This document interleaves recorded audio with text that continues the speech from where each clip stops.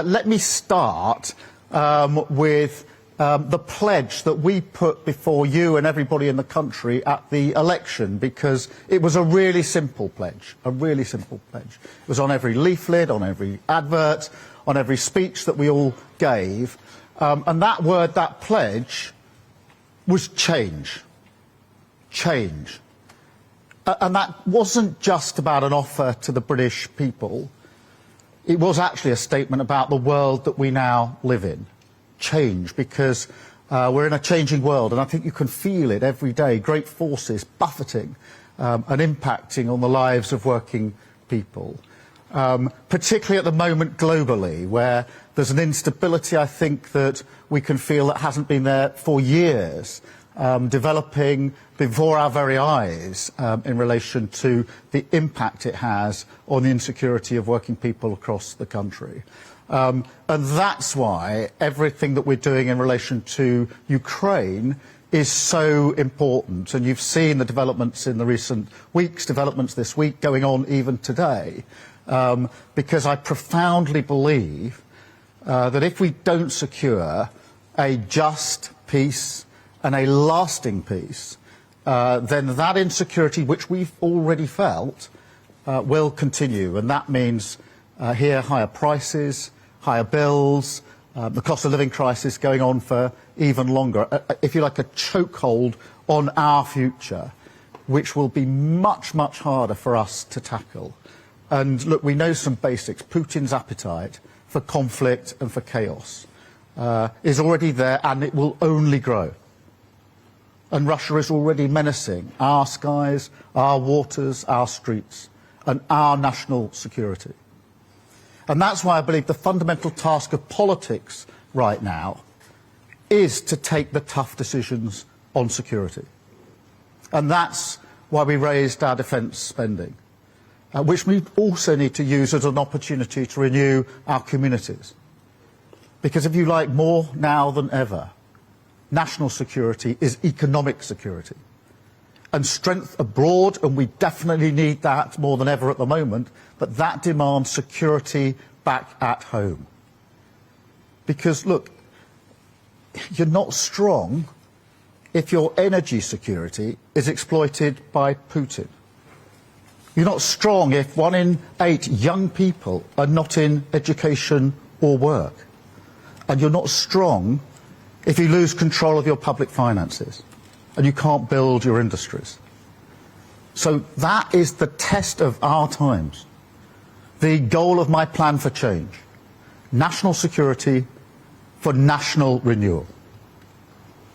Now look, we are making a start. We're already delivering on this, securing the future through our plan for change, on the priorities that matter to you and to working people across the country.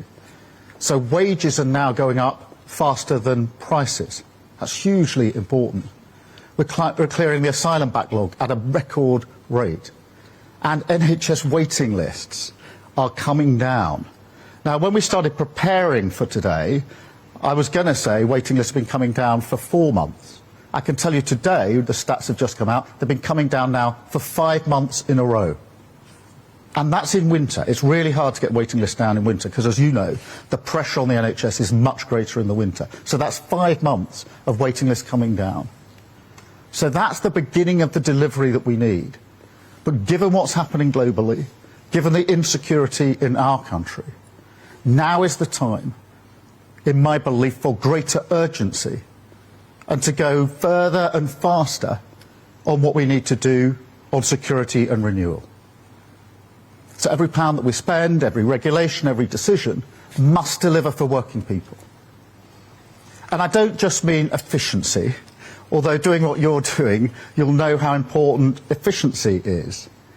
I mean something else, which is allowing the state, the government, to operate at what I call maximum power. So reforming it so it's closer to its communities, tearing down the walls of Westminster, inviting the British people in as partners in the business of change. To some extent, you're already doing that in the work you're doing with the NHS, as partners of the change that we need to do. Having national missions that galvanise the entire country behind them. Businesses, unions, charities, pulling together, the pride that we all have in our country, harnessed to rebuild Britain. Now, I believe in the power of government. I've always believed in the power of government. And I've seen it at its best. And I'll give you one example from last year in the summer, when we had those terrible riots. Because what we saw then in response was dynamic, it was strong, it was urgent. It was what I call active government, on the pitch, doing what was needed, acting. But for many of us, I think, the feeling is we don't really have that everywhere, all of the time, at the moment. At the moment, the state employs more people than we've employed for decades. And yet, look around the country. Do you see good value everywhere? Because I don't. I actually think it's weaker than it's ever been. Overstretched, unfocused, trying to do too much, doing it badly, unable to deliver the security that people need. Now, I believe that working people want an active government. They don't want a weak state. They want it to secure our future. If you like, to take the big decisions so they can get on with their lives. So we don't want a bigger state, a more intrusive state, an over-expanding state, a state that demands more and more of people as it itself fails to deliver on core purposes. So we've got to change things. Now, the good news is technology can massively help. If we push forward with digital reform of government, and we are going to do that, we can make massive savings, £45 billion of savings in efficiencies. And AI is a golden opportunity. You will already be thinking about how you use it in your work. And that's an opportunity we're determined to seize. So we're going to get the best of the best on AI working across government. I'm going to send teams into every government department with a clear mission from me to make the state more innovative and more efficient. But we also need to go further and faster on regulation. I want to be really clear about this. This is not about questioning the dedication or the effort of civil servants. It's about the system that we've got in place. And that system, in the end, was created by politicians. The buck stops with us. But that's just it, because over a number of years, politicians have chosen to hide behind vast arrays of quangos, arm's-length bodies, regulators, reviews, you name it, a sort of cottage industry of checkers and blockers, using taxpayer money to stop the government delivering on taxpayer priorities. Now, take our plan to build 1.5 million homes. Now, that is to restore the dream of home ownership, the opportunity and aspiration that home ownership gives people. I've always described it as a sort of base camp for life, the security of your own roof over your head. So 1.5 million homes is what we say we'll build. Now, look, that is controversial. There are people across the country who don't think we should do that. And we always knew it was going to be contentious. We knew that before the election. And that's why we put it front and centre in our manifesto. Because we knew we needed a clear democratic mandate to do what we wanted to do, what we need to do. And we got that at the election. And now we've put it in our plan for change. Yet, some parts of the state haven't got the memo. I'll give you an example. There's an office conversion in Bingley, which, as you know, is in Yorkshire. That is an office conversion that will create 139 homes. But now the future of that is uncertain because the regulator was not properly consulted on the power of cricket balls. That's 139 homes. Now just think of the people, the families, the individuals who want those homes, to buy those homes, to make their life, and now they're held up. Why? You'll decide whether this is a good reason. Because, and I'm going to quote, this is the reason, because the ball strike assessment doesn't appear to have been undertaken by a specialist qualified consultant. So that's what's holding up these 139 homes. And if you put that in its context, people across Britain are frustrated. They don't think politics works for them, that it doesn't deliver on its promises. And how can you justify that in such circumstances? That parts of the state see their job as blocking the government from doing the very things that it was elected to do. You can't justify it. And it's a pattern. Give you another example. Environmental regulators stopping clean energy investment. Just think about that for a moment. Clean energy, really good for the environment. Struggling to get done because of environmental regulators. It doesn't make sense. Jumping spiders, stopping an entire new town. I've not made that example up. That's where we've got to. Infrastructure projects requiring planning documents that are literally longer than the entire works of Shakespeare. We've created a watchdog state, completely out of whack with the priorities of the British people. And it's unfit for the volatile and insecure world that we live in. Now, I don't think for 1 second that's what public servants want to do. You walk around Whitehall, I know we're recruiting some of the best talent in the country. People who join the civil service because they want to serve their country by delivering change. Yet somehow we take that energy, that pride, that patriotism, and we misdirect it into blocking. Well, that's got to end. No more. We were elected to take on the blockers and to deliver change, and that is what we'll do. So we're going to stop the cynical legal challenges that stop building. Cut statutory consultees who can veto government activity. Hack back the thicket of red tape that stops us getting things done. And look, there's no need to compromise on important things like building standards. And there's no good reason that building and nature have to be pitted against each other on every single site. We can have the best of both. Less regulation, more building, and a massive scale up in nature with a new nature restoration fund. And if you think this is hard enough for the government and the state, and it is, and we're frustrated, and we're going to change it, imagine what it feels like for small businesses. Now, I speak to small businesses a lot, and I spoke to a brewer. She's called Alison from Carlisle, brews beer. She tells me it's proper beer. I'm going to take her up on that and test it.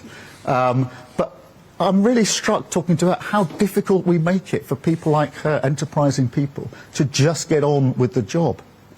Trading standards advice, which changes constantly. Long forms on business rates. Not able to get clear advice when they're trying to help. The example she gave was a boiler grant. And nobody could advise whether their business was eligible for it or not. Turns out it wasn't. But she only found that out after hours and hours and hours of going round the roundabouts, filling in paperwork. That's precious time if you run a business, and precious money. Wasted. So that's got to stop. And that's why today I'm issuing a new target for our government. We will make sure compliance costs for businesses are cut by a quarter. Yeah, that's 25% compliance costs that are going to go. And they will. That's less red tape, more delivery, renewing our country with growth. And look, some people are going to say to me, good luck. We've heard all this before, and we've heard some of that already this week.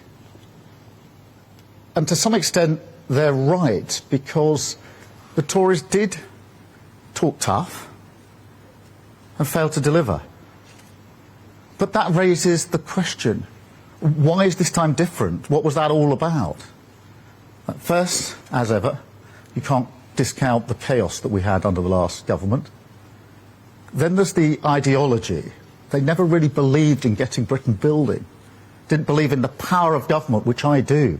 Quite happy to be enfeebled by regulation. But I think there's something deeper about Westminster politics here. which is really important for us to understand, which is there's a knee-jerk response to difficult questions, to difficult lobbies. And the response goes like this: let's create an agency, start a consultation, make it statutory, have a review, until slowly, almost by stealth, democratic accountability is swept under a regulatory carpet. Politicians almost not trusting themselves, outsourcing everything to different bodies because things have happened along the way, to a point where you can't get things done. And I accept that all parties have done a bit of this, including the Labour Party. And therefore today's got to be a line in the sand for all of us. But I also think that in government there was a clear moment when the Tories crossed the Rubicon. It was early and it was decisive. And it sent a signal across Whitehall that was never undone. So today I'm going to reverse it, because I don't see why decisions about £200 billion of taxpayer money on something as fundamental to our security as the NHS should be taken by an arm's-length body, NHS England. And I can't, in all honesty, explain to the British people why they should spend their money on 2 layers of bureaucracy. That money could and should be spent on nurses, doctors, operation, GP appointments. So today I can announce we're going to cut bureaucracy across the state, focus government on the priorities of working people, shift money to the front line. So I'm bringing management of the NHS back into democratic control by abolishing the arm's-length body NHS England. That will put the NHS back at the heart of government where it belongs, freeing it to focus on patients, less bureaucracy, with more money for nurses, an NHS refocused on cutting waiting times at your hospital. Now, tough choices won't just stop there. In this era, they will keep on coming. Our task is clear: national security, national renewal, driving change forward with a plan for change, focused on the interests of working people, securing our future together. So here's a challenge from GB News. Is today the day, March the 13th, you call time on woke diversity, inclusion and equity policies and tell civil servants to put the needs of taxpayers, not themselves, first? And to use to take example from Beth Rigby from Sky News, you said there that Russia is menacing our skies, our waters, our streets. Trump yesterday raised the spectre again of World War III. He said the same thing to you when you were in the Oval Office. Are you going to send British children to war, and how are you thinking about that right now? Well, Chris, every pound has to be spent rightly. Every pound we have at our disposal as a government is not our money, it's taxpayer money, it's your money. It's money that people have put in, expecting the government to use it properly and wisely, and we must keep that in mind with every decision that we make, and that's why we're making the announcements that we make today. We're not slashing our commitment to equality and important issues like that. Nobody would expect that, but we are making sure we're stripping away what is unnecessary, and the examples are coming forward even today. On the bigger question, if you like, of the global stability, we are in a more volatile period now than I think most of us can remember. I certainly feel that, and most people I talk to certainly feel that. And therefore what we've got to do is keep our eye on the prize, or what we need to do, which is a lasting peace in Ukraine and a secure peace in Ukraine. And that is why we are doing everything we can to ensure that there are negotiations, that those negotiations do lead to peace. It's got to be peace that allows Ukraine to be sovereign and secure. And it's got to be peace that lasts, because there have been settlements in Ukraine before, as you know, which have not been backed up. Nobody's defended the deal, and Putin's just crossed the line again when he wants to. That is not good for Ukraine, it's not good for Europe, and it's not good for us. because the reason energy prices have gone through the roof in the last 3 years is because of conflict in Ukraine. Impact on your prices, on the cost of living here because of Ukraine, and already, as I say, Russia menacing our skies and our waters, and our streets, in fact, if you look at some of the incidents like Salisbury. So we have to keep our eyes on that prize. Everything I'm doing is intended to ensure that we keep the peace. Nobody wants conflict. And no Prime Minister wants to deploy our troops to conflict, but we do want to deploy them to keep peace.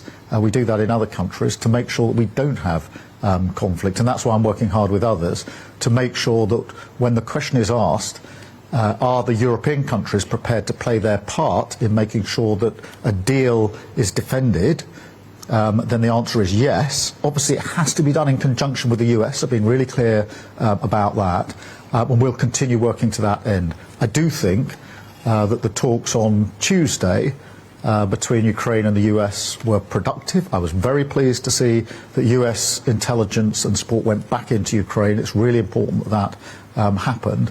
And obviously we're making further progress, and this Saturday I will convene international leaders again to progress this still further. But it's very important in a time like this to keep our eyes on what is it we're trying to achieve, and that is lasting and secure peace in Ukraine. Thank you, Chris.